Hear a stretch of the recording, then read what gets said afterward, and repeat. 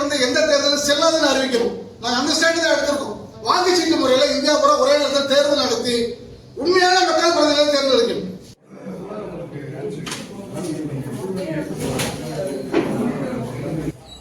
எல்லாருக்குமே வணக்கம். முக்கியமா வந்து என்ன விஷயத்துக்காக பத்திரிகையாளர் சந்திப்பு வந்து நடத்தணும் அப்படின்னா, இவிஎம் மிஷின் வேணாம், வாக்கு சீட்ல தேர்தல் நடத்தணும் அப்படிங்கிறதுக்காக தொடர்ச்சியா போராடுறோம். நிறைய பிரச்சாரங்கள் வந்து நடத்திட்டு இருக்கோம்.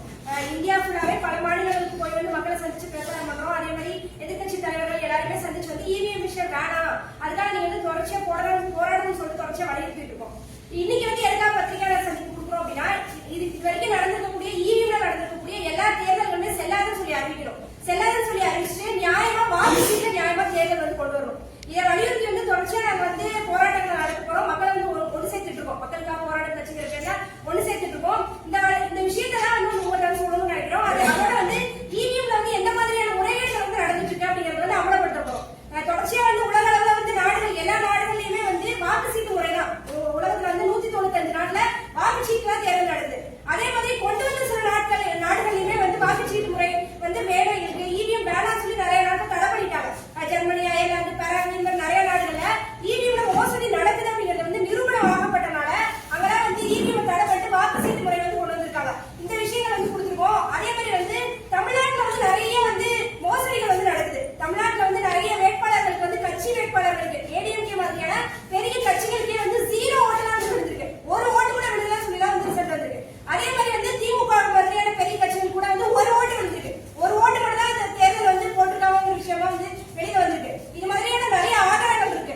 அதே மாதிரி வந்து பிஜேபி வந்து இன்னைக்கு வந்து இவிஎம்ல மோசடியே பண்ண முடியாதுன்னு சொல்லிட்டு இருக்காங்க. ஆனா 2009ல பிஜேபி தான் வந்து ஃபர்ஸ்ட் டெமோக்ரஸி அட் ரிஸ்க்னு சொல்லி ஒரு புக் வந்து வெளியிட்டாங்க. இவிஎம்ல வந்து நிறைய முறைகேடுகள் நடக்குதுன்னு சொல்லி ஃபர்ஸ்ட் அமலப்படுத்தினது இந்தியால வந்து பிஜேபி தான். சுப்பிரமணியன் சாமி உட்பட அத்வானில இருந்து இவங்க எல்லாருமே சேர்ந்து வந்து புக் வெளியிட்டாங்க. கோர்ட்ல வந்து கேஸ் வந்து ஃபைல் பண்ணிருக்காங்க.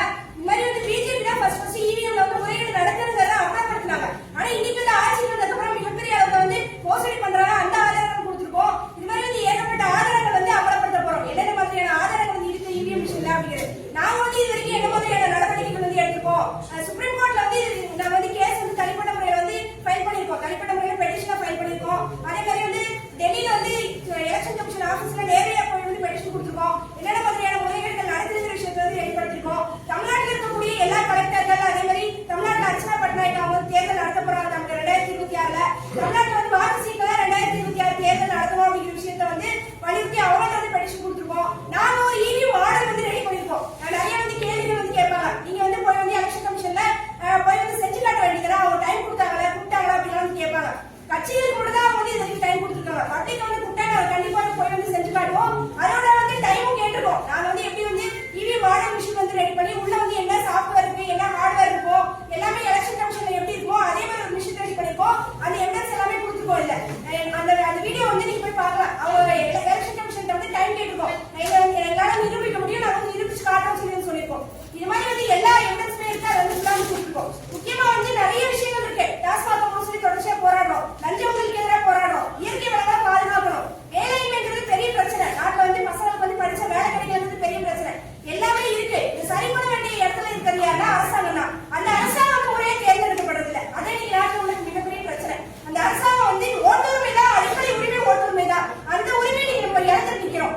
இவி மிஷின் மூலமா அந்த உரிமை இழந்துட்டு நிக்கிறோம். அதனால நியாயமா தேர்தல் நடக்கல அப்படின்னா எந்த பிரச்சனையும் சரி பண்ண மாட்டாங்க. நாட்டில் இருக்கக்கூடிய எந்த பிரச்சனையும் சரியாகாது.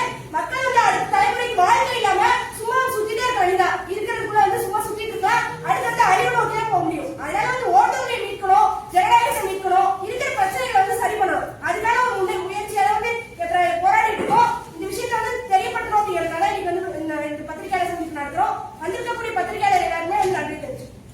இந்த இவிஎம் மிஷின்ல வந்து மோசடியே பண்ண முடியாதுன்ற ஒரு ஆர்குமெண்ட் வந்து தேர்தல் கமிஷன் சொல்றாங்க, பிஜேபி தரப்புல சொல்றாங்க. ஆனா நாங்க வந்து ஒரு கேள்வி தொடர்ச்சியா கேட்கிறோம். தேர்தல் கமிஷன் கேட்கிறோம், அதே மாதிரி சுப்ரீம் கோர்ட் வரைக்கும் கேட்டுருக்கோம். அந்த கேள்வி ஒரு எவிடன்ஸோட கேட்கிறோம். நீங்க வந்து வடநாட்டுல வந்து இந்தியா ஒரு இடத்துல ஒரு வேட்பாளருக்கு வந்து இந்த தேர்தலில் வந்து 0 ஓட்டு வந்துச்சு அப்படின்னா பெரிய அளவுக்கு வைரல் ஆகும். நாடு கூட பெரிய அளவுக்கு இந்த மாதிரி நான் போட்ட ஓட்டைங்க, என் குடும்பத்துக்காரங்க போட்ட ஓட்டுறீங்க, என் கட்சிக்காரங்க போட்ட ஓட்டுங்க, நிறைய கேள்வி எல்லாம் கேட்டு நிறைய வீடியோலாம் நீங்க பார்த்துருப்பீங்க.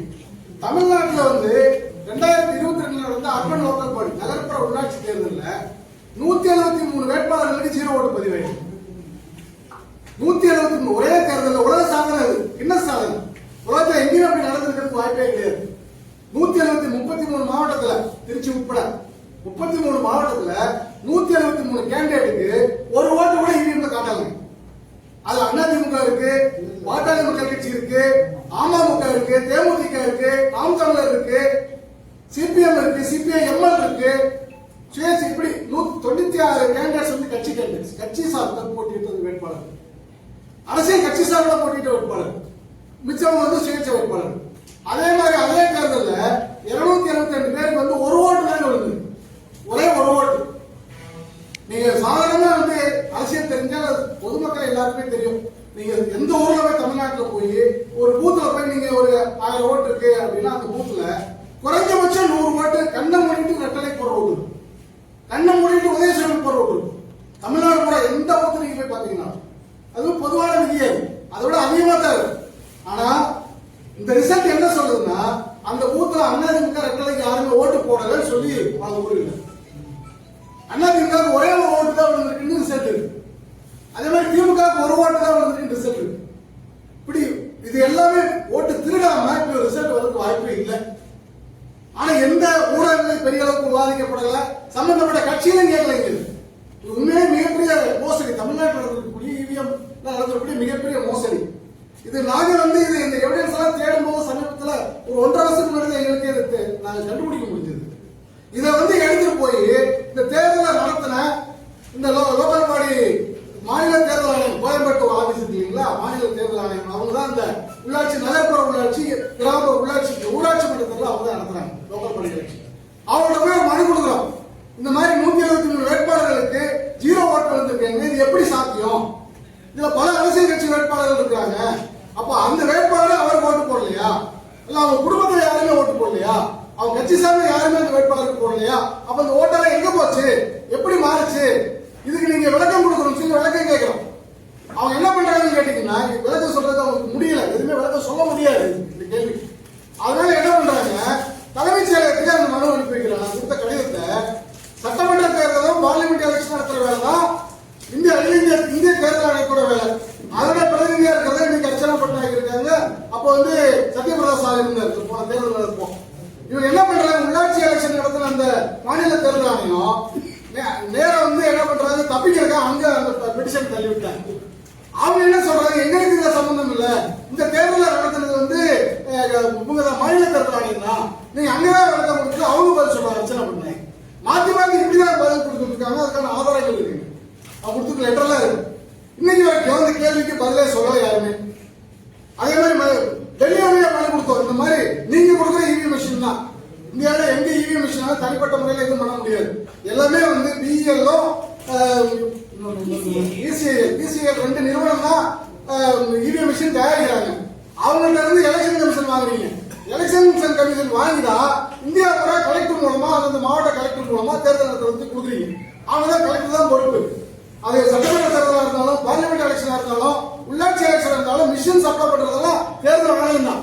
அப்ப அவங்களோட கேட்கிறோம், நீங்க கொடுத்த இவிஎம் மிஷின்ல தான் தேர்தல் நடத்திருக்காங்க. அப்போ இந்த மாதிரி அரசியல் கட்சி வேட்பாளர்களுக்கு 0 ஓட்டு விழுந்திருக்கு அப்படின்னா மோசடி நடக்காம சாத்தியம் இல்லை. அப்ப இதுக்கு நீங்க விளக்கம் சொல்லணும்னா பதில் சொல்லணும். சுப்ரீம் கோர்ட்ல கலந்து கொண்டு போனா அவங்களும் இதுக்கு எந்த விதமான நடவடிக்கையும் இல்லை. அப்ப என்ன பிரச்சனைன்னு கேட்டீங்கன்னா மோசடி பண்ண முடியும்ன்றதான எவிடன்ஸுங்க, ஸ்ட்ராங்கான எவிடன்ஸ் இது. இவிஎம்ல மோசடி பண்ண முடியும் அப்படின்றதுக்கு தமிழ்நாட்டில் நடந்தக்கூடிய எவிடன்ஸ் இது. ஏதோ இவிஎம்ல மோசடி பீகார்ல நடக்குது அல்லது மற்ற மாநிலத்தில் நடக்குது, தமிழ்நாட்டிலே நடந்திருக்கு. ஒரு ஓட்டு அதே மாதிரி ஒரு ஓட்டு 211 பேர் 272 பேருக்கு விழுந்திருக்கு. கட்சி வேட்பாளர் 211 பேர். என்ன பிரச்சனை கேட்டீங்கன்னா அப்ப இப்படி ஒரு சிஸ்டத்தை வச்சுக்கிட்டு இப்படி ஒரு எலக்ட்ரானிக் போட்டி, இது வந்து இவரோட சாப்ட்வேர் இன்ஜினியரிங் நிறைய வந்து ஆய்வு பண்ணி தான் வந்து இந்த விஷயங்களை கொடுத்துருக்கோம், முழுமையா விவரங்கள் கொடுத்துருக்கோம். ஒரு சாப்ட்வேர்ல இயங்கக்கூடிய எந்த ஒரு கருவியா இருந்தாலும் அதுக்குள்ள என்ன சாப்ட்வேர் இருக்கு, என்ன சோர்ஸ் கோட் இருக்குங்கிறது யாருக்கு தெரியுதோ அவங்க எப்படி வேணாலும் அதை மேனிபுலேட் பண்ண முடியும். இன்னைக்கு இந்த தேதிக்கு யாருக்கு தெரியும் அப்படின்னு கேட்டீங்கன்னா அதை தயாரிக்கக்கூடிய நிறுவனத்துக்கு மட்டும்தான் தெரியும். உள்ள என்ன சாப்ட்வேர் இருக்குன்னா அது வந்து பப்ளிக் டொமைன் கொடுக்கல, வெளிப்படையாக அறிவிக்கல. இந்தியாவை பொறுத்தவரைக்கும் சில நாடுகளை இவிஎம் நடத்தக்கூடிய நாடுகள்ல வெளிப்படையாக அறிவிச்சு பண்றாங்க, யார் வேணுமே செக் பண்ணிக்கலாம். ஆனா இந்தியாவை பொறுத்தவரைக்கும் தர முடியாத சீக்கிரட்னு வச்சிருக்காங்க. ஆனா அவங்களுக்கு தெரியும் அரசாங்கம் பொதுத்துறை நிறுவனங்கள் ரெண்டுமே யார் அரசாங்கம் வச்சிருக்காங்களோ அவங்களுக்கு தெரியும். இன்னும் சொல்ல போனா அந்த பிஎல் நிறுவனத்தோட பிஜேபி கட்சியை சார்ந்தவங்களே இண்டிபெண்டன்ட் டைரக்டர்ஸா இருக்காங்க. பத்திரிகையில செய்தியெல்லாம் வந்தது. அப்ப அவங்க என்ன பண்றாங்கன்னா அந்த டெக்னாலஜி யூஸ் பண்ணி சாப்ட்வேரை கையில வச்சுக்கிட்டு எப்படி வேணாலும் மாத்த முடியும். தேர்தலுக்கு முன்னாடி இவிஎம்ல செட் பண்ண முடியும், தேர்தலுக்கு பின்னாடி மாத்த முடியும், எப்படி வேணாலும் மாத்த முடியும். அது எப்படியாவது மாத்த முடியும்ன்றத செஞ்சு காமிச்சிருக்கோம் மாடல்ல. அதுக்கான எவிடன்ஸ் அதுல கொடுத்துருக்கோம். நீங்க வேணா போய் பார்க்கலாம், அந்த வீடியோல பார்க்கலாம். என்ன சொல்ல வரோம்னு கேட்டீங்கன்னா ஒரு ஜனநாயகம் மக்களோட ஓட்டுரிமை அடிப்படையா கொண்டு கேக்குது. ஓட்டு போறது கரெக்டா இருக்கணும், நியாயமா இருக்கணும். திருட்டுத்தனம் நடக்கும். இப்ப நீங்க ஓட்டு சீட்டுல திருட்டுத்தனம் வாக்கு சீட்டுல மோசடி நடக்காதுன்னு நடக்கும். நான் தேர்தல் அரசு ஊழியரா இருந்திருக்கேன், தேர்தல் நடத்திருக்கேன். நான் பிரசிடிங் ஆபீஸ்ல தேர்தல் நடத்திருக்கோம். வாக்கு எண்ணக்கூடிய பணியெல்லாம் பார்த்திருக்கிறோம்.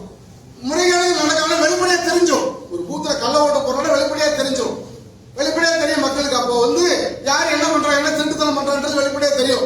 ஓட்டுக்கு போய் பணம் கொடுக்குறான், அது வெளிப்படையா தெரிஞ்சு நடக்கக்கூடிய மோசடிகள் அதெல்லாம். ஆனா இது சாப்ட்வேரை பயன்படுத்தி, தொழில்நுட்பத்தை பயன்படுத்தி மக்கள் முட்டாளாக மக்களுக்கு தெரியாம இந்த மோசடி நடந்துட்டு. அப்ப ஜனநாயகன்ற பேர்ல ஒரு சர்வாதிகாரம் தான் இந்த நாட்டுல நடந்துட்டு. இதுல இந்த கட்சி பண்றா அந்த கட்சி பண்றாங்க. எல்லா கட்சி யாரு கையில அதிக மத்திய சென்ட்ரல் பவர் யார் கையில இருக்கோ அவங்க யூஸ் பண்ணுவாங்க. காங்கிரஸ் இருந்தப்போ அவங்க முறைகேடு பண்ணாங்க சொல்லி பிஜேபி ஏகப்பட்ட புகார் கொடுத்திருக்காங்க, புத்தகமே வெளியிட்டு இருக்காங்க. இப்படி எல்லாம் முறைகேடு பண்ண முடியும், ஒரு 5 கோடி ரூபாய் கொடுத்தீங்கன்னா ஒரு தொகுதி ரிசல்ட்டே மாத்தி கொடுத்துருவோம்னு சொல்லி ஒரு அந்த பிஎல் என்ஜினியர் எங்கள்கிட்ட சொன்னாங்கன்னு சொல்லி பிஜேபி புத்தகத்தில் வெளியிட்டு இருக்காங்க. காங்கிரஸ் ஆட்சியில குற்றச்சாட்டு அவங்க. அப்ப இப்ப இவங்க என்ன பண்றாங்க? அப்ப என்ன பிரச்சனைன்னு கேட்டீங்கன்னா, நாங்க சொல்றது இந்த கருவி மூலமா நடத்தக்கூடிய இந்த எலக்ட்ரானிக் டிவைஸ் மூலமா நடத்தக்கூடிய தேர்தல் மோசடி, அது செல்லாது. அது 140 கோடி மக்களை ஏமாத்துற முட்டாளாக்குற வேலை. அது ஜனநாயகமே கிடையாது. உலகம் பூரா இருக்கிற மாதிரி வாக்கு சீட்டுல தேர்தல் நடத்தணும், அதான் நியாயமான தேர்தல். அந்த தேர்தல் முறையை கொண்டு வரணும். அப்பதான் இந்தியா ஒரு ஜனநாயக நாடா இருக்கும். இல்லைன்னா மிகப்பெரிய எவ்வளவு சிக்கல் உருவாகும், செதறண்டு போயிடும். ஏற்கனவே ஜாதி மத பிரச்சனை இந்தியால, அதுலயே ஏகப்பட்ட குழப்பம். இப்ப தேர்தலே இவ்வளவு குழப்பம் வந்துச்சுன்னா நானே ஒற்றுமையா இருக்காது, இல்ல ஒருத்தர் அடிச்சு சாக வேண்டியதுதான், அந்த நிலைமைக்கு போயிடும். அதுக்காக நாங்க தீர்வு சொல்றோம். இந்த பிரச்சனையை பொறுத்த வரைக்கும் எலக்ட்ரானிக் ஓட்டிங் இவிஎம்ல எந்த தேர்தலும் செல்லாதுன்னு அறிவிக்கணும். நாங்க அந்த ஸ்டாண்ட் தான் எடுத்திருக்கோம். மக்கள் அந்த கருத்து தான் தொடர்ந்து வலியுறுத்த போறோம். மக்களை திரட்டி போராட்டங்கள் முன்னெடுக்க போறோம். எந்த தேர்தலும் செல்லாது, பார்லிமெண்ட் செல்லாது, சட்டமன்றம் செல்லாது. ஜனாதிபதியே இந்த இவிஎம் மூலமா மோசடியா தேர்ந்தெடுக்கப்பட்ட எம்பி எம்எல்ஏ ஓட்டு போட்டு தேர்ந்தெடுக்கப்பட்டதான் ஜனாதிபதி, அதுவே செல்லாது ஆக்சுவலா. அப்ப எலக்ட்ரானிக் ஓட்டிங் மிஷின் மூலமா தேர்ந்தெடுக்கப்பட்ட எல்லா தேர்தலும் செல்லாதுன்னு அறிவிக்கணும். ஒரு பொதுவான பாடியை வச்சு மக்களை ஏற்றுக்கொள்ளக்கூடிய நீதிபதிகள், அதே மாதிரி இன்டலெக்சுவல்ஸ், சமூக ஆர்வலர்கள் கொண்டாட ஒரு பாடி உருவாக்கி அவங்களுடைய மேற்பார்வையில கண்காணிப்புல வாக்குச்சீட்டு முறையில இந்தியா பூரா ஒரே நேரத்தில் தேர்தல் நடத்தி உண்மையான மக்கள் பிரதிநிதிகளை தேர்ந்தெடுக்கணும். உண்மையான எம்எல்ஏ, உண்மையான எம்பி, அது மாநில அரசு மத்திய இன்னைக்கு இருக்கிற எல்லாமே ஃபேக்குங்க. எங்களை பொறுத்த வரைக்கும் நீங்க இந்த விவரங்கள்லாம் முழுசா பாத்தீங்கன்னா அந்த முடிவுக்கு தான் வர வேண்டியிருக்கும். நாங்க முழுமையா ஆய்வு பண்ணி தான் சொல்றோம். இன்னைக்கு இருக்கக்கூடிய மத்திய அரசு, மாநில அரசுகள் இந்த சிஸ்டமே மோசடி, ஃபேக். இது ஆக்சுவலா எப்படி இந்த 500,000 செல்லாதுன்னு ஒரு நாள் நைட்டு சொன்னாங்களோ அது மாதிரி இந்த அரசாங்கம் முழுக்க செல்லாதுன்னு அறிவிக்கணும். செல்லாதுன்னு சொல்லி அறிவிச்சுட்டு செல்லக்கூடிய அரசாங்கத்தை தேர்ந்தெடுக்கணும். வாக்குச்சீட்டுல மக்கள் நேர்மையா ஓட்டு போட்டு உண்மையான மக்கள் பிரதிநிதிகளை தேர்ந்தெடுக்கணும். இந்த கருத்தை இதை முன்னிறுத்தி நாங்க மக்களை திரட்ட போறோம். மக்களை திரட்டி போராட்டங்கள் முன்னெடுக்க போறோம். அதை அறிவிக்கிறதுக்காக இந்த பத்திரிகையாளர் சந்திப்பு நடத்திருக்கிறோம். மற்றபடி நெருக்கடி எல்லா ஊரங்களும் உலக அளவில் இருக்கக்கூடிய அனுபவங்கள் என்ன, இந்தியாவில் என்னென்ன மாதிரியான மோசடிகள் நடந்துட்டு இருக்குது, அதில் வெளிவந்திருக்கக்கூடிய செய்திகள் என்ன, இது எல்லாத்தையுமே தொகுத்து கொடுத்துருக்கிறோம். வேற ஏதாவது உங்களுக்கு கேள்வி இருந்தா கேளுங்க, பதில் சொல்லுங்க.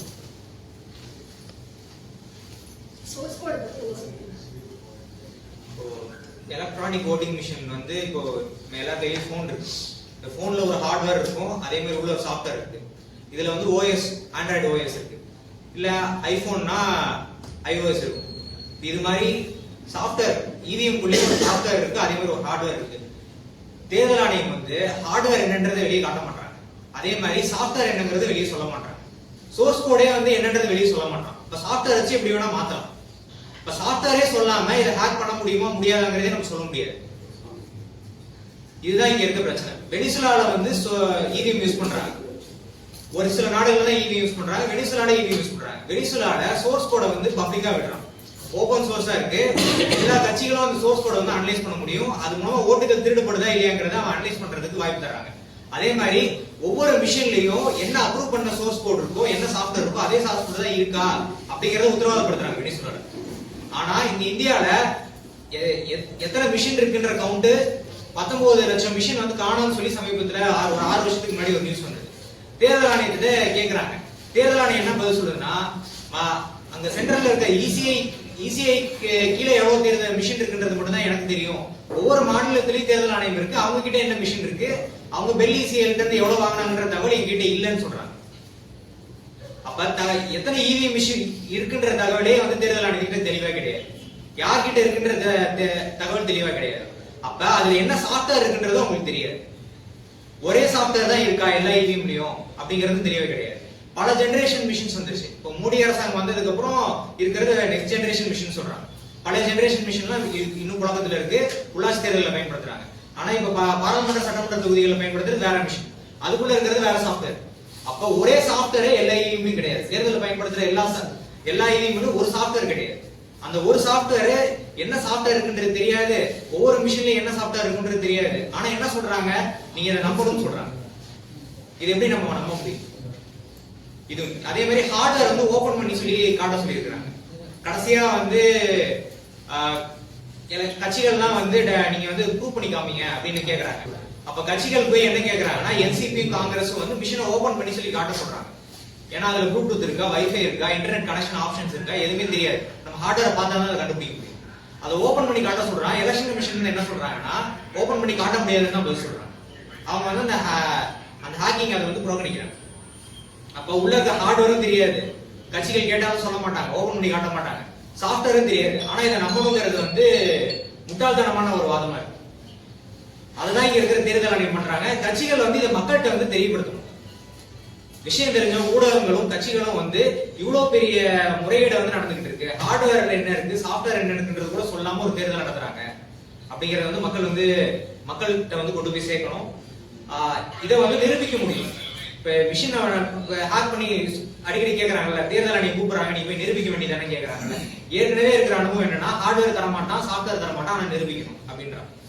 அதாவது ஒரு பூட்டை திறக்கணும், நீங்க சாவி ஆனா கொடுக்க மாட்டான், நீங்க உடச்சுதான் திறக்கணும், மிஷின் ஆனா ஓபன் பண்ணக்கூடாது. இது மாதிரி ஒரு ஏற்பாடு தான் தேர்தல் ஆணையம் வந்து ஒரு நாடகம். இது ஹேக் பண்ணி காட்டுங்க, நீங்க வந்து ப்ரூவ் பண்ணுங்கன்னு தேர்தல் ஆணையம் பண்ணிட்டு இருக்கிறது, ரொம்ப காலமா பண்ணிட்டு இருக்கிறது ஒரு பெரிய நாடகம். ஏன்னா ஹார்ட்வேரும் வெளியே சொல்ல மாட்டான், சாஃப்ட்வேரும் வெளியே சொல்ல மாட்டான். அதுல போய் நம்ம என்னத்தை ப்ரூவ் பண்ண முடியும்? ப்ரூவ் பண்ணவே முடியாது. அதனால நாங்க என்ன பண்றோம்னா, எலெக்ஷன் கமிஷன் பல டாக்குமெண்ட் சொல்லிட்டு இருக்காங்க, அதுல என்ன ஹார்ட்வேர் யூஸ் பண்றாங்கன்ற தகவல் இருக்கு. அந்த தகவல் அடிப்படையில அதே மாதிரி ஒரு ஹார்ட்வேர் வந்து யூஸ் பண்றோம். அவன் சொல்றான், எலெக்ஷன் கமிஷன் என்ன சொல்றாங்க, இதுல ப்ளூடூத் கிடையாது, வைஃபை கிடையாது, இன்டர்நெட் கிடையாது சொல்றாங்க. அதே மாதிரி ப்ளூடூத், வைஃபை, இன்டர்நெட் இல்லாம நாங்க ஓப்பனாவே காட்டுறோம், என்ன ஹார்ட்வேர் யூஸ் பண்றோம்ன்றது ஓப்பனா காட்டுறோம். எதுவுமே யூஸ் பண்ணாம ஒரு ஹார்ட்வேர் ரெடி பண்ணிருக்கோம்.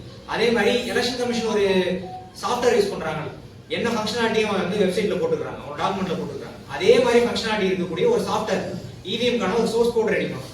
அந்த சோர்ஸ் கோடும் ஹார்ட்வேரையும் வச்சு ஒரு மாடல் மிஷின் ரெடி பண்ணிருக்கோம். அந்த மாடல் மிஷின் மூலமா தான் நம்ம ப்ரூவ் பண்ணி காமிக்கிறோம். இப்ப எங்களோட மிஷின்ல ஓட்ட மாத்த முடியும், இன்டர்நெட் இல்லாம, வைஃபை இல்லாம.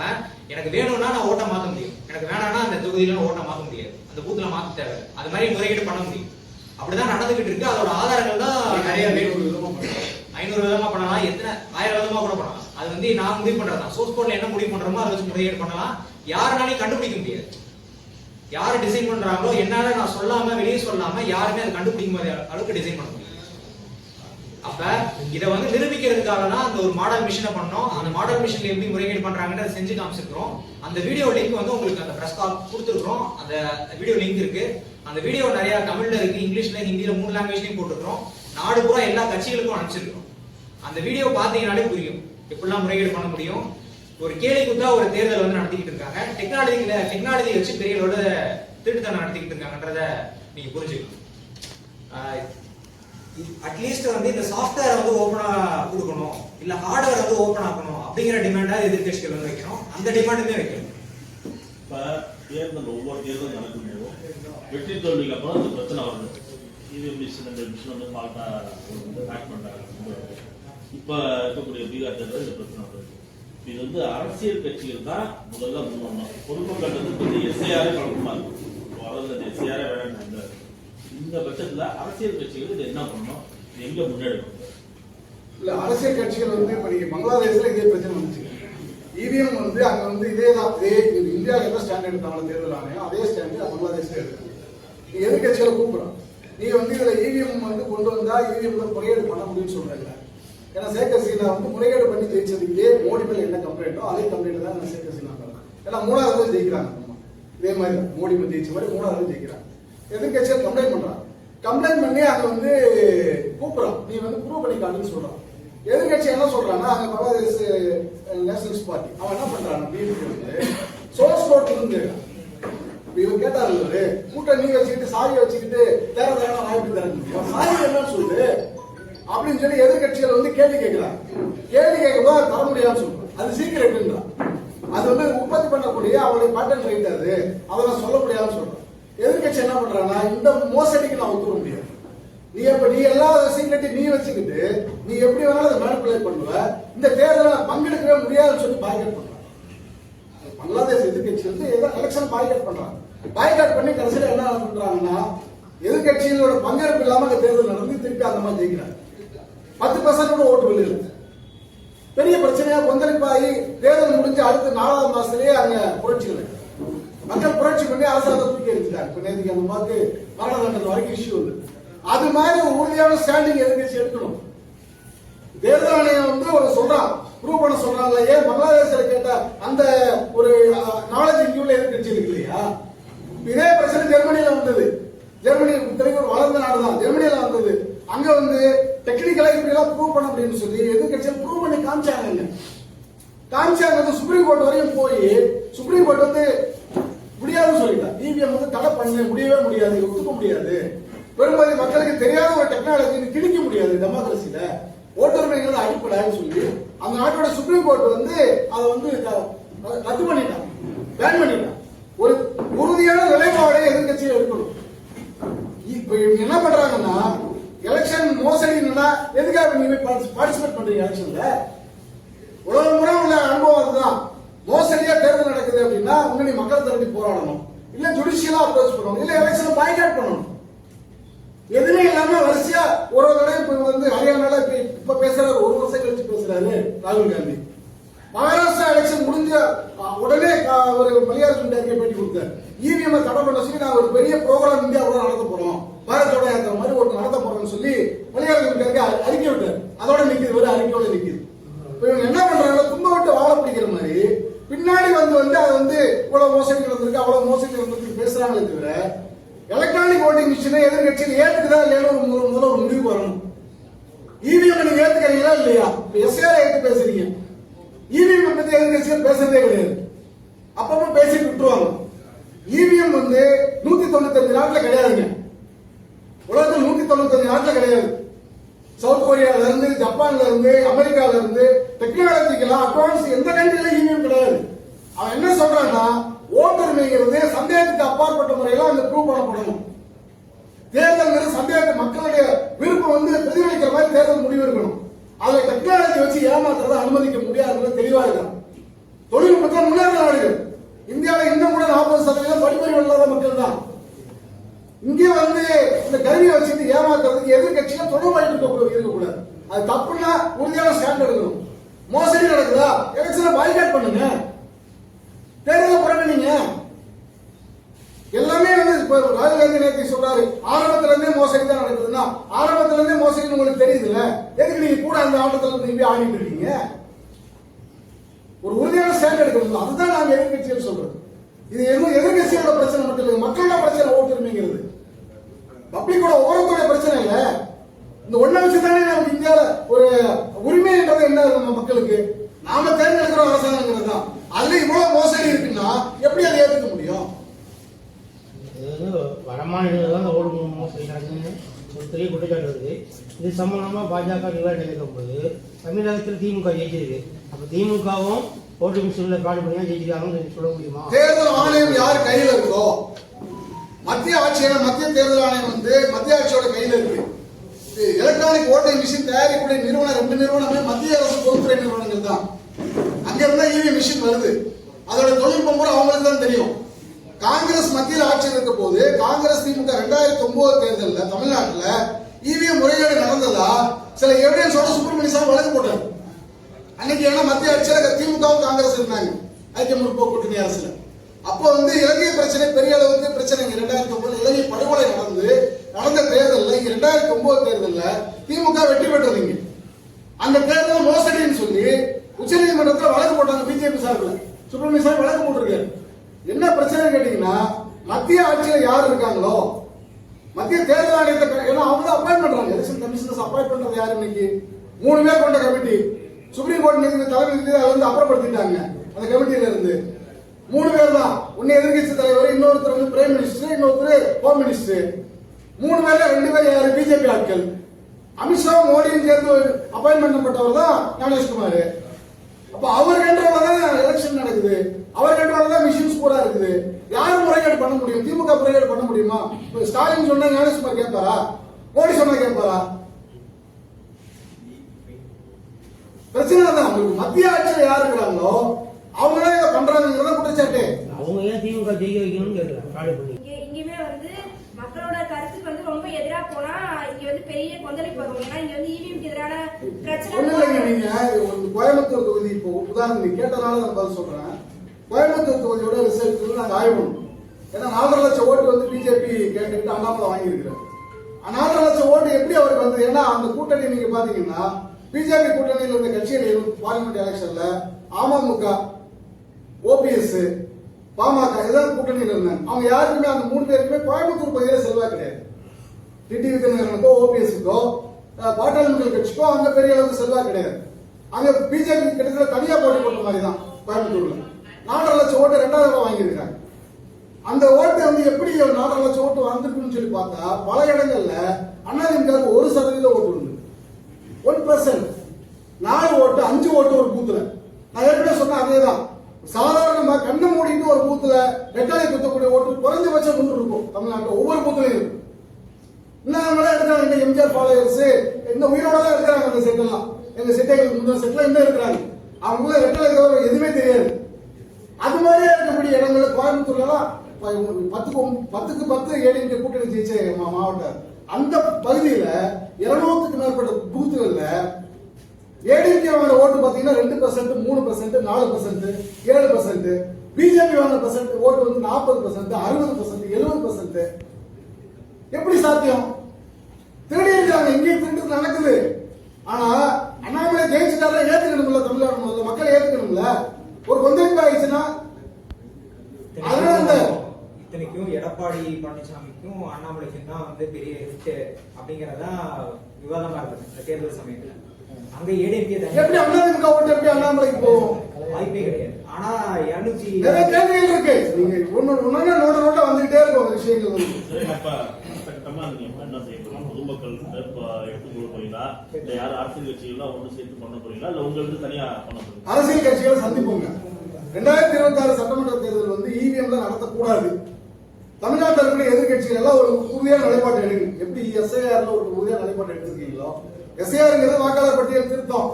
அது வந்து இப்ப அவசர கதியில் நடக்கிறதுனால நிறைய ஓட்டு விடுபட்டு போன்ற பிரச்சனை இருக்கு, பயம் இருக்கு. அதை வந்து எல்லா கட்சிகளும் சேர்ந்து ஒரு பொதுவான நிலைப்பாடு வந்திருக்கிறாங்க. பிஜேபி கூட்டணியை தவிர திமுக கூட்டணி, நாம் தமிழர், அதே மாதிரி விஜயோட கட்சி எல்லாமே ஒரு ஸ்டாண்டு தான் எஸ்ஐஆருக்கு எதிர்ப்பு. இந்த விஷயத்த ஸ்டாண்ட் எல்லாம் நாங்க கேட்க போறோம். எல்லா கட்சிகளையும் பார்த்து எந்த இடத்துல இவ்வளவு மோசடி நடக்குது, இவ்வளவு எவிடன்ஸ் இருக்குது, இது எல்லாமே ஏற்கனவே கொடுத்துருக்கிறோம். மீண்டும் ஒரு முறை வந்து இந்த தலைவர்களை கூட சந்திப்போம். சந்திச்சு இந்த சட்டமன்ற தேர்தல் வாக்குச்சீட்டை நடத்தணும் உறுதியான ஸ்டாண்ட் எடுக்கணும் வலியுறுத்த போறோம். கட்சியால் சந்திப்போம். அதே நேரத்தில் மக்கள் மத்தியில் தொடர்ச்சியா பிரச்சாரங்கள் பண்ணிட்டு இருக்கோம். நாங்க இப்ப தனிப்பட்ட முறையில் போராட்டங்கள் நடத்திட்டே இருக்கோம்.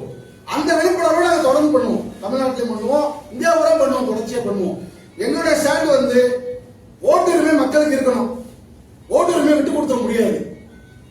உலகம் பூரா இருக்கிற மாதிரி வாக்குச்சீட்டுல வாக்கு போற உரிமை மக்களுக்கு வேணும். அதுதான் உண்மையான ஜனநாயகம். அந்த ஜனநாயகத்தை கொண்டு வரதுக்கு தொடர்ச்சியா விடாப்படியா போராடுவோம். எல்லா கட்சிகளையும் வலியுறுத்துவோம், மக்கள்கிட்ட பிரச்சாரம்.